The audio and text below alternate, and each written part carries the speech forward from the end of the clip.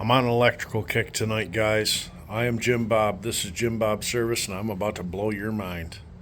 I'm going to give you the simple layman's terms of very expensive parts.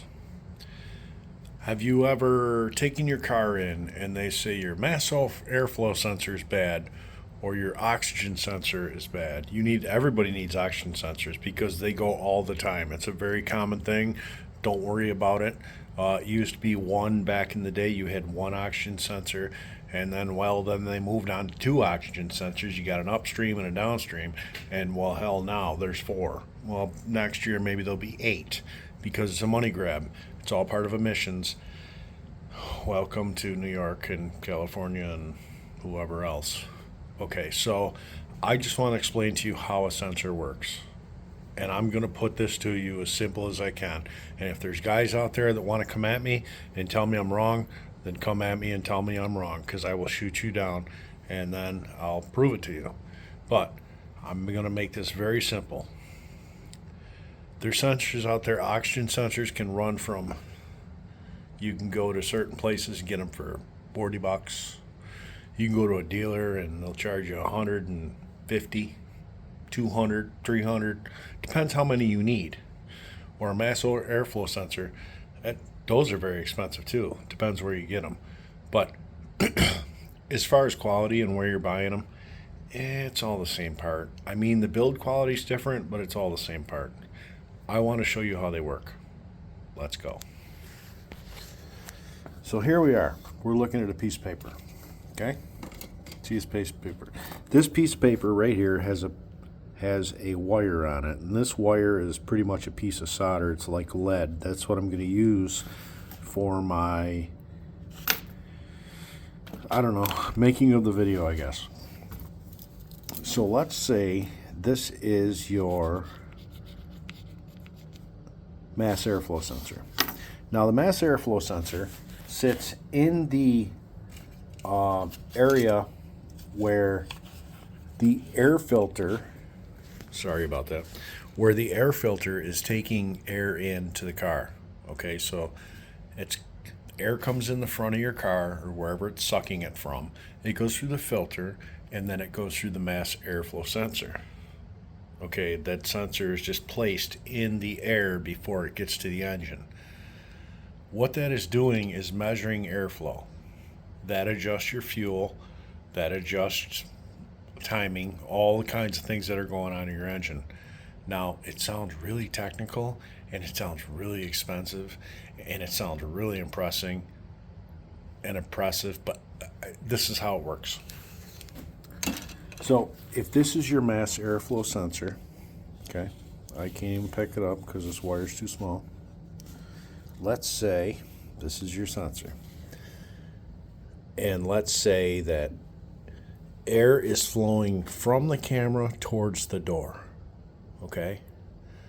This little piece of wire right here is, let's just say, I don't know exact examples, but let's say there's 5 volts running up this side and down that side. Okay? There's 5 volts running through there. Now, as I blow on it, air moves past it. As air moves past it, it cools it down. And as it cools it down, the computer in your car says, well, that thing's really cool. We need more voltage. It's so simple, yet it's so hard to explain. The air rushing by that sensor is what gives you more fuel or adjusts your timing or whatever else in your engine. And the way it works is there's voltage going through it. And if there's 5 volts in it to start, and if you're driving down the road and the 5 volts is still there coming out, going in one side and coming out the other, it's like, oh, we're good. But if you have 5 volts going in and 3 volts coming out, it's like, oh man, we need more air. So it throws your light on. What's wrong? Or vice versa, if it's 5 volts going in and it's 5.5 volts coming out, it's like, oh, we need more fuel. And then that happens. It's all voltage. Every sensor in your car is voltage. It could be 5.5 volts. It could be 12 volts. It could be 4 volts or 8 volts. It's all simple electronics. I figured this out myself, and people are going to scream and yell and say, oh, you're wrong, you're an idiot. But that's what it is. When you pay big money for a big sensor, it's just measuring air. It's measuring the temperature of it. If the sensor heats itself up and it knows it needs to be at, let's say, I don't even know, let's say it needs to be at 80 degrees. And when the air comes through, it should be at 80 degrees. If it goes up to 90 degrees, it's like, well, there's a problem. Check engine light comes on. If it comes through and it's 70 degrees, check engine light comes on. There's a problem. Now, I'm not saying that it's not efficient, and I'm not saying it's a good idea, because it is. These sensors in the cars take a lot of headache away from, fuel management and what we pay at the pumps and how much fuel economy we get and everything else. It could have been done differently as far as economy, but this is the way we choose to go. And this is what you need to understand when you take your car to a mechanic or a technician or a dealer. These people are reading numbers. That's all they're doing. They probably don't know what I just explained to you on how these sensors work. They're just going what they're told on the computer.